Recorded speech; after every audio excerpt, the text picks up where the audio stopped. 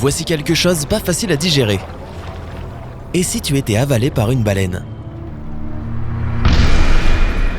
Le cerveau humain est une chose fascinante. Tu peux très bien être allongé dans ton lit, prêt à t'endormir, quand soudain des dizaines de « et si » commencent à surgir dans ton esprit. Et un jour, quelque chose de terrifiant arrive. Tu dois payer tes impôts. Non. Et si tu partais nager et qu'une baleine t'avalait ? Eh bien, ce n'est pas ton jour. Réfléchissons aux conséquences d'une telle malchance ensemble. Mais d'abord, abonne-toi à la chaîne et active les notifications pour nous rejoindre sur Sympa. D'abord, voyons s'il y a de vraies chances qu'une baleine t'avale. Déjà, beaucoup de baleines sont énormes. Par exemple, la baleine bleue est le plus grand animal qui vit aujourd'hui sur la planète. À la verticale, sa hauteur peut être celle d'un immeuble de 10 étages. La longueur moyenne d'une baleine bleue est de 24 à 30 mètres, soit la longueur d'un Boeing 737, de 3 bus scolaires ou de 6 éléphants. La baleine la plus longue jamais vue mesurait 33 mètres de long. Le cœur d'une baleine bleue est aussi gros qu'une voiture, et tu peux l'entendre battre jusqu'à 3,2 km autour d'elle.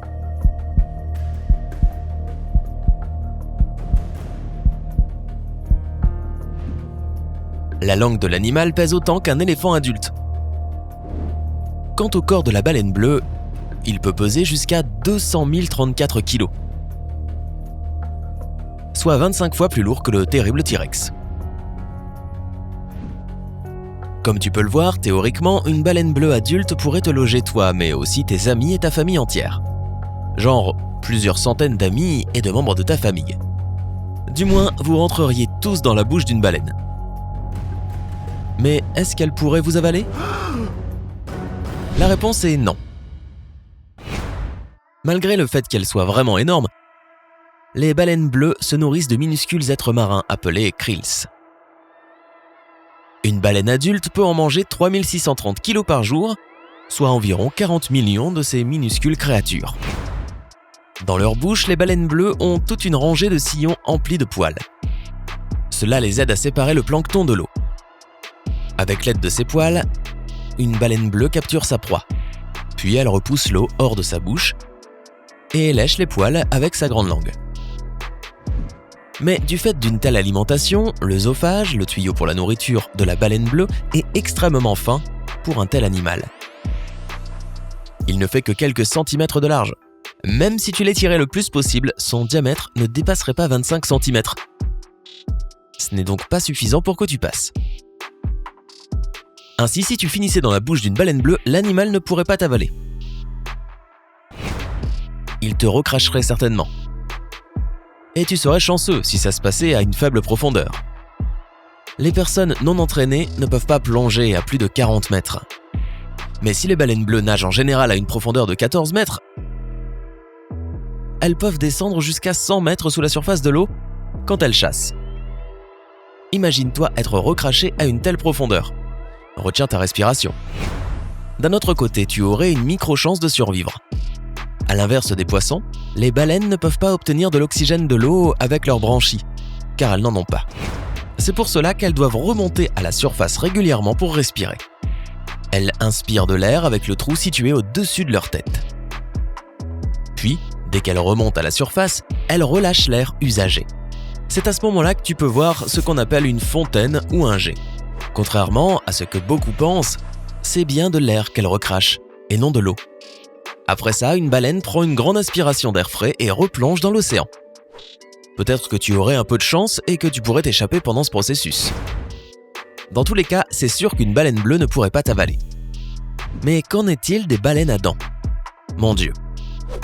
Ce genre de baleine qui englobe les dauphins, les orques, les marsouins et d'autres représente environ 90% des cétacés. Et le plus grand représentant de ce groupe est le grand cachalot.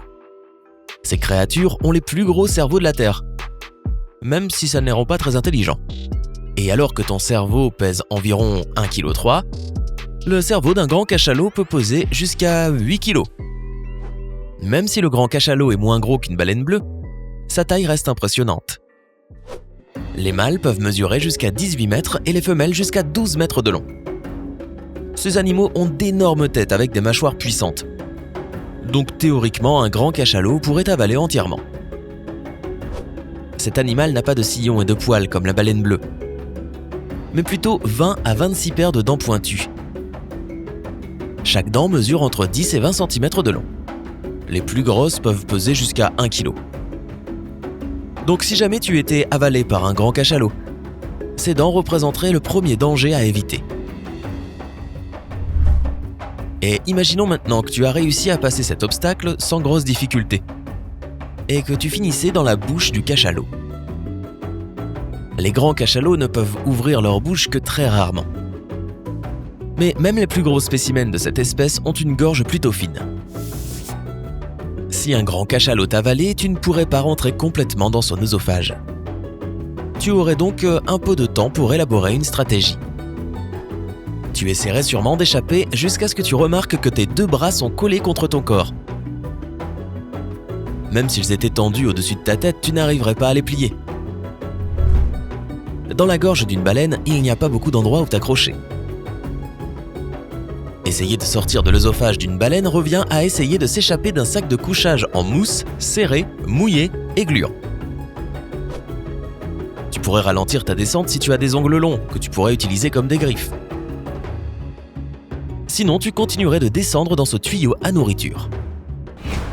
Tu dois aussi te rappeler que les grands cachalots, comme les dauphins et les orques, ont tendance à avaler leur proie la tête la première. C'est une question de survie. Si ces animaux mangeaient la queue du poisson en premier, certaines nageoires aiguisées se planteraient dans leur gorge et lui feraient mal. Donc, si tu étais avalé, tu te retrouverais la tête la première dans un tuyau sombre et étroit. Tu aurais donc encore plus de mal pour bouger. Tout ça ne sent pas très bon.